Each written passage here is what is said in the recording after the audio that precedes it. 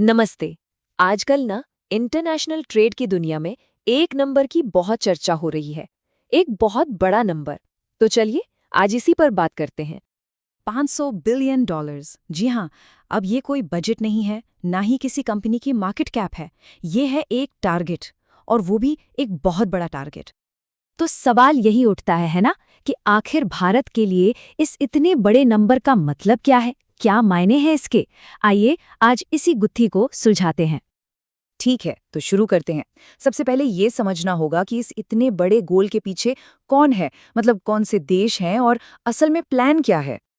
तो ये जो बड़ी एम्बिशन है, ये है दो देशों के बीच, अमेरिका और भारत। हाल ही में जो जरूरी बातचीत हुई, जिसमें अमेरिका की तरफ से डोनाल्ड ट्रंप शामिल थे, उसी दौरान ये तय हुआ। दोनों देशों ने मिलकर ये टारगेट सेट किया कि अपने द्विपक्षीय व्यापार को एक बिल्कुल नए, एक हिस्टोरिक लेवल पर लेकर जाना है। अच्छा, यहाँ पर एक शब्द बार बार आएगा, द्विपक्षीय व्यापार, यानी बायलैटरल ट्रेड।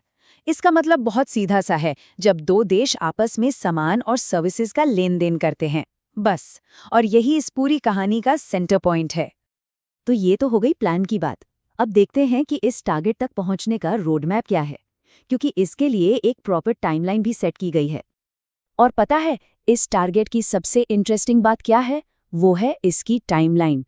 देखिए, बात तो आज हो रही है, लेकिन ये जो 500 बिलियन डॉलर का पहाड़ जैसा लक्ष्य है ना, इसे 2030 तक पूरा करने का प्लान है।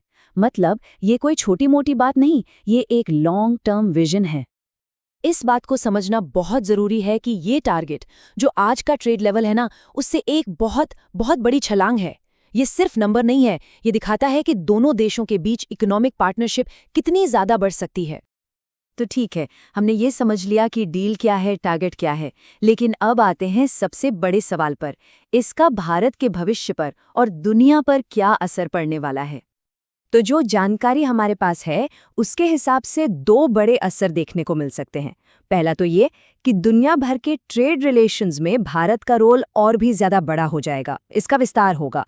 और दूसरा ये कि ग्लोबल इकोनॉमी में भारत की सीधी और मजबूत हिस्सेदारी बढ़ जाएगी। और ये बात एक बड़े बदलाव का संकेत है। ये समझौता साफ साफ दिखाता है कि दुनिया में भारत की इकोनॉमिक स्टैंडिंग बदल रही है।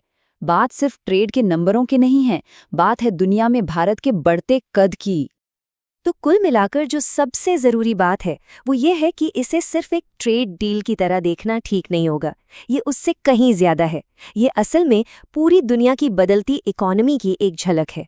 एक ऐसी इकोनॉमी जिसमें भारत अब एक सेंट्रल रोल निभाने के लिए तैयार हो रहा है। तो आखिर में हम इसी सवाल पर आकर रुकते हैं।